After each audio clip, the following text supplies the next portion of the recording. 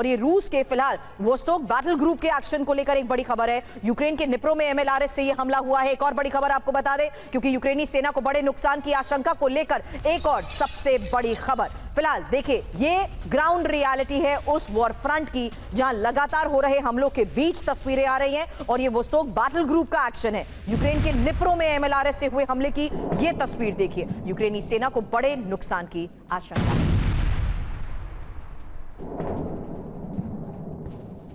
अब यूक्रेन में विध्वंसक हुआ रूस का ऑपरेशन। बड़ी खबर है, यूक्रेनी सीमा पर ही 7,10,000 सैनिकों की तैनाती को लेकर रूस ने यूक्रेन में सभी मोर्चों पर नए सैनिकों की तैनाती का फैसला लिया है।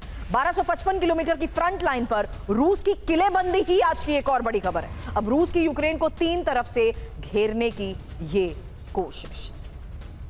फिलहाल विध्वंसक होती रूस यूक्रेन जंग और उसकी तस्वीरों के साथ साथ आ रहे ये बड़ी खबर, जिसमें साफ है कि किस तरीके से अब यूक्रेनी सीमा पर ही रूस हजारों सैनिकों की तैनाती को लेकर एक और बड़ा फैसला ले चुका है।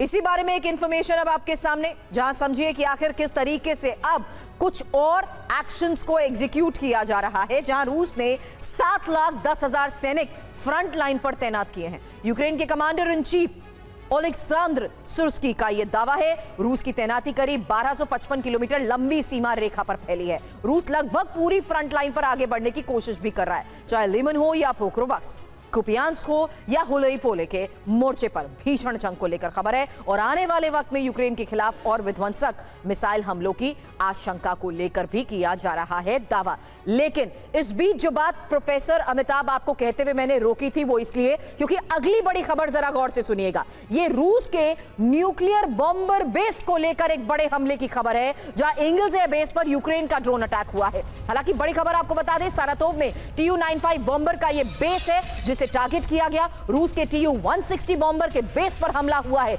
जिससे साफ है कि आज के इस हालात के बीच में भी, जहां बात चाहे पीस प्लान को लेकर हो या लगातार बिगड़ते हालात के बीच विड्रॉ किया जा रहा सपोर्ट हो, बावजूद इसके यूक्रेन लगातार रूस को टारगेट कर रहा है। और ये एक और हाई वैल्यू टारगेट को लेकर खबर है। रूस के एंगल्स बेस पर एयर रेड अलर्ट, अगली एक और बड़ी खबर। 5 धमाकों के बाद एंगल्स बेस में अलर्ट और एयर डिफेंस सिस्टम ने कई ड्रोन्स को नष्ट भी कर दिया। हालांकि एंगल्स बेस में ही ऑयल डिपो पर हमला बताया जा रहा है। सभी emergency services full alert mode पर ही हैं। इसी बारे में करूं आपसे सवाल, उससे पहले 4 तस्वीरें भी एक साथ देखिए, क्योंकि लगातार आ रही खबरों के बीच ये साफ है कि कैसे रूस को टारगेट यूक्रेन कर रहा है। और ये रूस के एयरबेस पर हमले की तस्वीर, एंगल्स एयरबेस पर अटैक को लेकर खबर, स्ट्रैटेजिक बॉम्बर बेस पर यह हमला है और ऑयल डिपो पर हमले की ही खबर, जहां हाई अलर्ट पर इमरजेंसी सर्विसेज भी हैं। अब स्ट्रैटेजिकल और हाई वैल्यू टारगेट्स की जब हम बात करते हैं, तो अब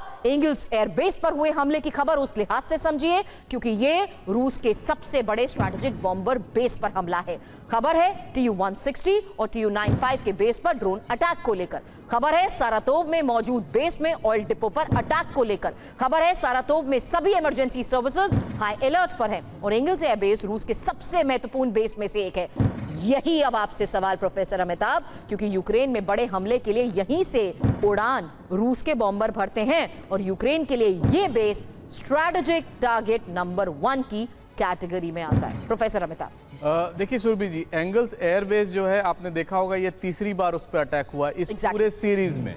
और एक बार जब अटैक हुआ था तो रूसी कहते हैं कि 6 उनके जो विमान थे वो नुकसान हुए थे, हालांकि यूक्रेनियंस कहते हैं 13 से ज्यादा नुकसान हुए थे। तो एंगल्स तो एक टारगेट है ही। इस समय देखिए यूक्रेन के पास विकल्प क्या है। उनके जो सैनिक हैं, पैदल सैनिक, इन्फेंट्री, वो उनकी संख्या कम होती जा रही है। जो सोफिस्टिकेटेड उनके वेपन्स थे वो कम होते जा रहे हैं। वो अब लड़ाई सिर्फ केंद्रित है 2 ही चीजों पर, एक है एंटी मिसाइल डिफेंस और दूसरा ड्रोन्स और मिसाइल, जो दोनों तरफ के लोग कर रहे हैं। रूस इस समय इनके एनर्जी इंफ्रास्ट्रक्चर या अदर इंफ्रास्ट्रक्चर जो हो सकते हैं उन पर अटैक कर रहा है, ये उनके बेसिस पर अटैक कर रहे हैं। और ये जनरल विंटर, जैसा जनरल साहब ने कहा, उसका ही असर है।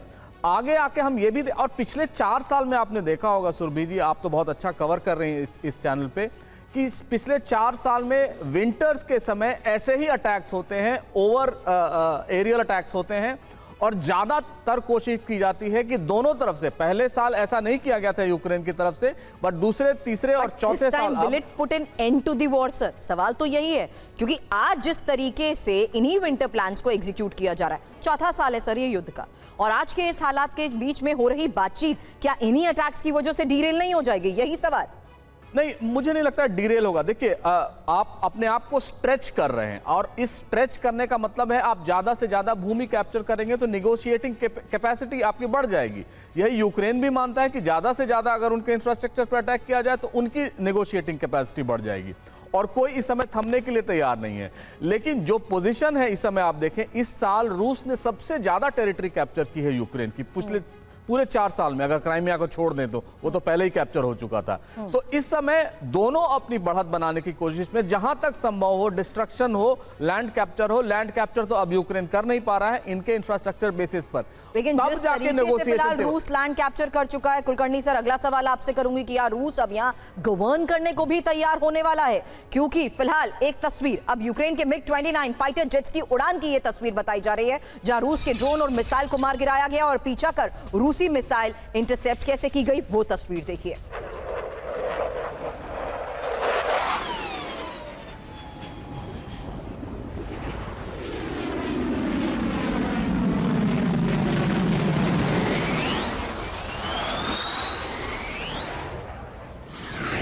अगली बड़ी खबर, यूक्रेन का क्रिमिया पर यह बड़ा हमला है। नेपच्यून मिसाइलों से विध्वंसक प्रहार को लेकर खबर, रिहायशी इलाकों को यहां टारगेट किया गया। कैसे? एक और तस्वीर देखिए। क्रिमिया पर बड़ा हमला, नेपच्यून मिसाइल से विध्वंसक प्रहार। हमलों के बाद लगी आग की यह तस्वीर।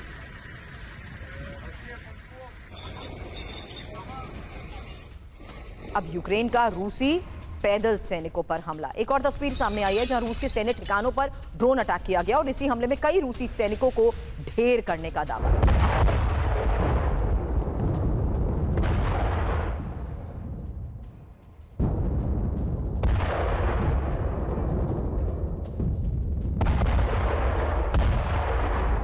हकीकत यह है कि वॉर जोन में यूक्रेन के ड्रोन अटैक जारी हैं। रूसी सेना के ठिकानों को निशाना बनाया गया, रूसी सैनिकों को टारगेट कर ढेर करने का कैसे किया गया दावा? एक और तस्वीर।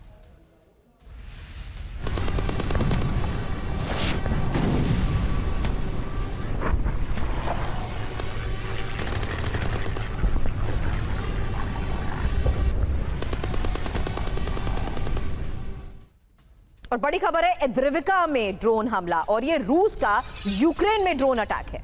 इसी हमले में एक पुल पूरी तरह तबाह कर दिया गया। ये देखिए तस्वीर।